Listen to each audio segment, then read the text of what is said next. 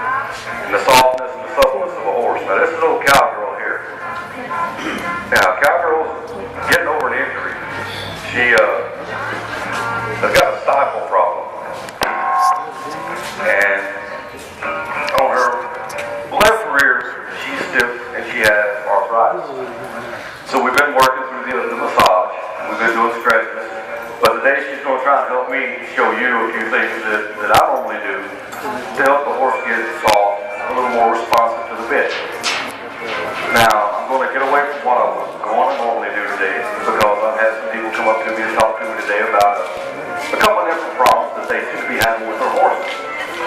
So, for me, I always ride in the snap a bit. I don't ride in the big Spanish correction bits or the high boards. I don't do much showing. But this is the regular Snap-on ride. It's an O-ring Snap. And I try and use these bits as much as I can. Now, some of the exercises that I do with my horse begin on the ground. How many of y'all exercise your horse on the ground? I got one. How many of y'all on a horse? Raise your hand. Would you like a program? And I got two. All right. Sure. Well, this exercise is very simple. It's nothing more than rein control from the ground. I bring the horse forward, and then I'll simply disengage the hip and have her step around until she stops. It doesn't look like anything too high-tech, and it's not. All I'm doing is I'm simply connecting the head through the bit, through the reins, to the hind end of the horse. When I see her cross over, she pivots on the front leg, and she did exactly what I want her to do. Hold on, girl. Then I'll do it on the other side. Go, wolf. Good girl, wolf. Now, one of the things that me and the gentleman were talking about earlier were bits. And we were discussing his horse gets excited. When the horse does get excited, she tends to not want to do what he wants to do. So he's went up to a more aggressive bit. I think about things like that 180 degrees out. I actually go down to a less aggressive bit and spend more time training. Now, how many people here have ridden a horse? JJ, raise your hand. All right. I got 4. All right. This is a heck of a horse show here. 4 people at a horse show have ridden horses. Okay. So, how many of you have ridden a horse that when you go to get that horse to turn left or right, it just keeps going straight? Always? Oh, you need to come see me after the demo then. Okay. One of the reasons why it does that is simply because we have not connected the horse's head through the bit to the hindquarters or to the shoulders. It's kind of like driving a car on ice. When you go to turn the steering wheel, the car keeps going forward. Eventually, the rear end of the car will come around, but now you're totally out of control. It's no different on a horse.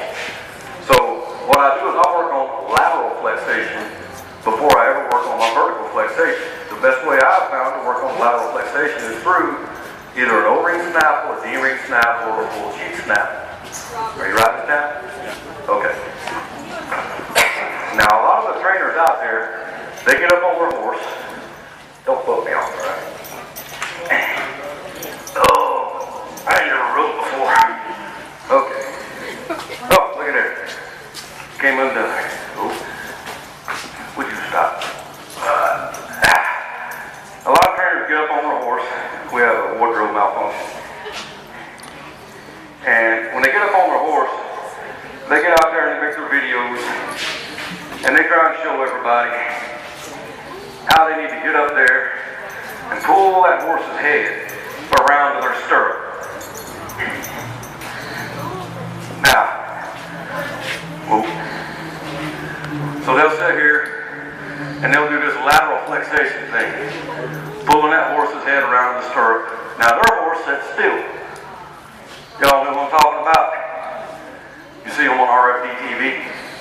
The horse is standing perfectly still, and they're pulling that head around. Well, we don't necessarily want to do that. Because what you're doing, you're disconnecting the horse's head from the reins. It's her first time inside an indoor arena. She don't know what to think. But if you notice, all I'm doing right now is while she's thinking about what's going on, I'm keeping her head low, and I'm having her work, moving her feet.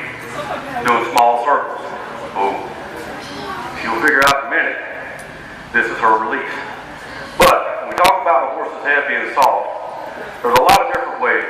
John Joyner, JJ, from UCJ Enterprises, he uses different techniques to get the horse to soften up to the bit. They're a little different than the ones I use, but the key to it is, all horses, the lower the head, the more relaxed the head, the more vertical the forehead of the horse, the more in control of the horse you are. We shouldn't have to pull on our horses all the time, and when I turn the head, the horse should turn. Like the young lady over at the baby said, every time I ride the horse, it goes straight. Well, there's ways to fix it, and these little exercises I'm doing here, if you notice what I'm doing right now, I'm coming down low, just below the cantle, one hand real lightly, and I'm simply doing what's called direct reining or two-hand reining. And I'm pulling her head slowly, and I'm not using a lot of pressure to get her to turn. Now, if she doesn't want to turn, what I will do then, if she knows it's coming, is I will come on this side, and I will come down low and tighten up my outside rein to cause her to turn a little bit sharper. Now, I'm not pulling on this rein, I'm simply tightening it up. Same on the other side. I come in, I come up high here. If she starts bleeding out, I will simply come and do a rein trap and get her to sharpen up her turn. Very easy. Now, the way you want to start this, you don't want to start with the shoulders, you want to start with the hindquarters. So when you're up here, it's no different than when you're on the ground. You want that back end to cross over. Then you want her to stop. You better pay attention now, it's kind of heavy. It's free today. And I'll do the same thing on this side. I'll bring her around until I feel that hind end go over. And then I'll stop her. Same thing on this side. And all I'm doing right now is I'm trying to concentrate on the rear end of the horse movement instead of the shoulders moving. And as soon as I feel my pockets on my wranglers go sideways, that's how I know that that horse's hindquarters is disengaging and she's crossing over underneath. I hope she is. That's what it feels like. Now, once we get that down, if you notice, what's her rib cage doing? Anybody see what her rib cage is doing? When I'm doing this exercise here? Is it flexing? Is it bending? Yep. This is the perfect way to get your horse to soften up laterally, left and right. Okay. I don't see you taking notes or nothing. Okay. Now, once I get the hindquarters disengaging on the horse, the next thing I'll go to is I'll go to the shoulders. Now, before you go to the shoulders, you want to be careful to ensure that you've got good control of the hindquarters, because sometimes when the horse first starts stepping over on the front, they tend to lose their mind. And the number one way, just like you saw when I lost one of my reins, all I was doing, I didn't panic. I just pulled what? Until she disengaged her hindquarters. And then she stops. It may only be for a split second. But if an engine, which is all back there, is going sideways, can it go forward? Come on, audience participation. No. No, it can't. So when you lose a rein like I did, my wardrobe malfunctions, all you got to do is get those hips to moving. That's why this is such a good exercise. But once again, once you get the hips good and under control, then you work to the shoulders. Now the shoulders are a little bit harder to do. And I don't know if she's going to be able to do it with her thighs being hurt. But I start manipulating my reins there. You go, good girl. To get her just to cross over. Now, old cowgirl here, she's been in and out of training for how long, JJ? 2 years? I'm a horse trainer, I'm a horse clinician. I travel the nation giving demonstrations and clinics. And this is the horse that when I come home and I've got 15 minutes, I'll train her. So she doesn't get much saddle time.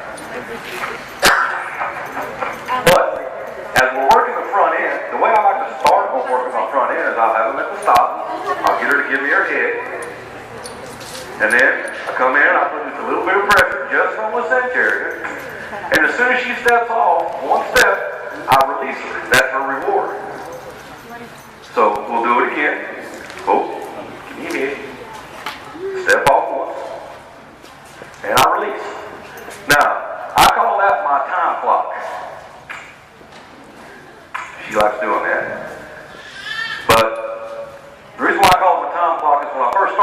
exercise, all I simply do is I will stop, make sure I've got my horse's head, make sure I've got her attention. Both her ears are on me. No, she's not pinning her ears at me, although she doesn't like me much. And then I will simply, a little bit of the leg pressure, just around the cinch area. She steps over once, I release. 1 o'clock. Ooh. Then pretty soon, we'll go 2 o'clock. 1, 2. And then we'll go all the way around to 3 o'clock, 4 o'clock, 5 o'clock. And then there was a song back when JJ was my age that something about rocking around the clock. And pretty soon you're doing spins with your horse. Now, that's not saying everybody's going to get into reining, but I've come across a lot of times, me and that gentleman sitting over there were cattle for a few years together, and sometimes you don't want to go forward. Oh, now you want to play. When she gets a little excited, she doesn't want to listen, I'll go back into that same exercise. But there may be something ahead of me, and I can't go behind me because Andy's behind me on his horse, but I got to go to the right. But I can't go ahead, so I'll just take my horse, step off, and go on down. Now the trail competition, how many of y'all watched the trail competition just happen? That same exercise is in the trail competition. And I've had a lot of old cowboys, I've never used that stuff. Yeah, you do. You just don't realize you do. And I run into it all the time. So, I work my hips, right? Let's see if I can get her to do it again. Give me those hips, then she gives me those shoulders, and then we're off on our way, okay? And then she gives me her hips, give me the hips, come on, I'm sorry. Then she gives me her shoulders. Yeah, that's good enough. I know that hurts on that side. She's about 90-year-old, y'all. She had a rough life for a while. And then we're off on our way. Now, next thing we work on, this is something that's near and dear to a lot of people's hearts, and that's the vertical flexation. You know, especially the Arabian folks and the Frisian and Andalusian folks, they like that neck all cocked up there, looking all pretty. Well, like I said, I don't show very much, but I do ride a lot. I like a relaxed head on my horse, just like that right there. Now, I'm 80% disabled, old combat guy, retired out of the Army back in 2008. So I can't be riding a horse that's got that wild spirit to it. I'll be out here on a hoover round showing y'all how to do tricks on it. But on all horses, I like them to be calm. Now, when you watch the Western pleasure classes, you're going to see the calm head and the calm horse. The frame of the horse is set. Now, when I start trying to get the proper bend, when I train my horses to give me their head move, see if I can get her to stop here. I start working the bits just a little bit. She's got her eye on something. There she goes. And as soon as she gives me what I want, I release. Now, how many of y'all like to give your horses treats? Anybody? Like you like to give your horse weekend sugar cubes? I ain't riding none of your horses. But the treat that I give my horses is the release from the pressure. Now, I don't put a lot of pressure on her. Y'all can see that by my hands. She'll get way down there, be one of them peanut rollers if I wanted her to. But when I ask her for her head, she'll lock it in, and then right after she gives me her head, she'll start backing up, and she'll back up for me as long as I want her to. The reason why this is important, once again, beyond the show arena, is because of control. The higher a horse's head, the less control you've got. I've proven it time and time again on Andalusians. I've proven it time and time again on Tennessee Walkers. When you don't have that horse in the bit, when she's over the bit or behind the bit or pushing through the bit, you don't have control. The higher that horse's head is, the less control you have. And it gets to the point, like when I was a young man riding, I didn't really care about that. I just want to see how fast that old horse goes. But it gets to a point in time in everyone's life, and that young lady sitting there eating that daggone tangerine, that she's going to want to have good control on a reliable, comfortable horse. Now, beyond that, what other things will collecting up a horse and getting it in the frame, what will it help? JJ, what else will it help besides control? Okay, but what does it help? He does know what I'm asking, he just don't know what I'm Okay, when I get this horse to collect here, at this first point here, what's this part called? At the pole. Well, there's actually 3 sections in this old horse's neck. Now, you got the pole up there, and that's what makes his head do this, right? Swallow your tangerine. Chew it 10 times first. Alright. Then we come down to here. Now, what part does this right here y'all think controls? What does this do? Well, that starts to work on the back. Now, you get down here to this area, and I get this to start bending a little bit. What does that control? There you go, the shoulders in the front. Each part of this horse's neck controls something else. Now, when I get that horse set real nice and pretty, she's still kind of in pain. I gotta give her another massage. But I can feel her raise up underneath me right there. So what I'm doing is I'm improving the overall ride of the horse. There's a couple of muscles on the back of that horse up around the backbone. One's called the latissimus dorsi. One's called the longissimus dorsi. We'll ask you that after this demo. And them 2 muscles, when we get that horse's head down, we get that neck to start flexing a little bit on the vertical line. Those 2 muscles start tightening up and they start exercising. And what that does is instead of the horse being this way, or sway back as we call them, starting to look sway back, now they're giving you a better, more comfortable ride. When you get that, the horse's hind end will naturally come up underneath itself a little bit for the entire horse's body's collection. Once again, in the show world, that's detrimental. But when you're out riding cattle, you're out riding on the trail, it's just for a lot more comfortable horse. How many of y'all ever saw the old Ford